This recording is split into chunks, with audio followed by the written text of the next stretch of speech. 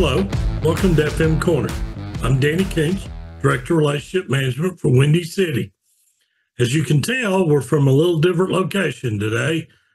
Had a lot of trouble with the snow and the weather last week and couldn't get from Tennessee to Arizona. So I'm recording it here in beautiful East Tennessee. Our topic today is, who do you serve? Who's the customer you serve? Most facility managers would say operations. You serve the company you work for, but you're really serving operations. They are your customer. If you are a service company and you're doing work as a vendor, then the facility manager is your customer. So are the people in the restaurant. But your true customer is the facility manager, who typically dictates the work that you give and approves invoices and quotes and so on. How do you serve? Do you have a booklet and everybody fits inside that booklet and you do everybody the same? Or do you try to tailor how you serve to the type of customer you have? Some customers want tons of questions answered. Some use third-party CMMS systems, and thus they get most of their information from it. So the amount of questions and so on that they have are not as frequent. Some people want to know more than the others. Some want to know when something goes wrong. Other than that, they don't really care. Do you take the time to try to tailor for them a program in how you serve, whether it's at the restaurant level or, like I said, you're a vendor and your customer is the facility manager? Two important things, no matter who your customer is: honesty, transparency. If you did it wrong, if you forgot to do something you were supposed to, whatever it is, be honest, be transparent about it, and let them know. Everybody's okay typically with a mistake that happens, as long as it's explained to them. Don't use excuses. Don't say I'm too busy. I was too busy. None of that matters. Everybody's busy. Let them know I made a mistake. Here's what I'm doing about it. Most of the time that will be okay. Now you make those same mistakes over and over, it will become a different issue. But make the mistake, you learn from it, you move ahead, and you get it fixed as quickly as you can.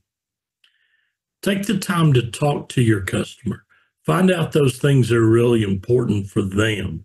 And if they differ from your normal group of customers, make sure you write that down and remember it, and then be able to give that customer that wants a particular piece of information, give it to them.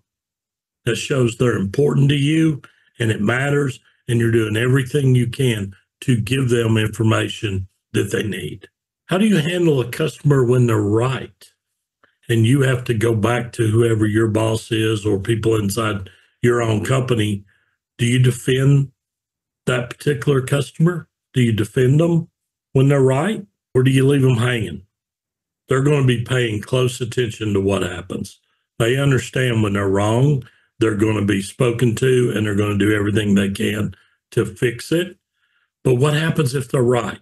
You've got to defend them. Speak up for them. There's a reason you chose them, because of the trust you have with them. And if they're in the right, you have to go to bat for them. Make sure you know the full story. And as we've all learned in this business, either side of the fence you're on, you may never know all the story, but get everything that you can. And then make a decision that's best. But if your customer is right, you got to go defend them. They're all unique. They all have different goals, different things they're looking for. Some billing or invoicing or charges are approved by the manager. Some, they're not in the manager's hands. They're in the facility manager's responsibility. Find that out if you're a vendor and you're serving the customer, so you know. Everybody doesn't do it the same way. Some people want NTEs and they want you to hold to the NTEs. Some people say if the problem's, I got a piece of equipment down, needs to get fixed, there's some leeway there, just get it taken care of. Find out what that is. For every customer, figure it out. What are the things? How do I serve them the best? And then remember what those differences are so you can deliver to every customer the same way, because they're not the same. Some customers depend on you to get the bulk of the information. Some customers get the bulk of the information from their restaurant or from somewhere else, and then they pass it along to you. So you have to be the one that knows. What are they looking for? How do I know what for this particular customer is important, and make sure that I deliver that information to them? But do it honestly, be transparent, let them know. If you mess it up, fix it. And then something you've heard me say many times, do not overpromise to a customer and then underdeliver.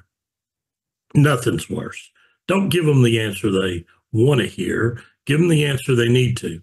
If it's 3 days from now before it can be fixed, let them know that. Hopefully you beat it and you get there in 2 days or 2.5, and then you actually done better than what you said, which is always positive. But never say 3, and then on day 3 you call and say, I'm really sorry, but we got to move it 2 more days. Now it's just a game. And now they're starting to lose trust in you. So make sure, do not overpromise and then underdeliver the results. Learn your customer. Take the time to talk to them.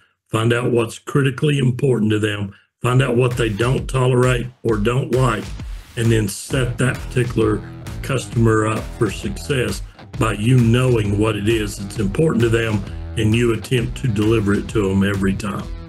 That's our episode for today. Hope you enjoyed it. Thanks as always for listening to FM Corner.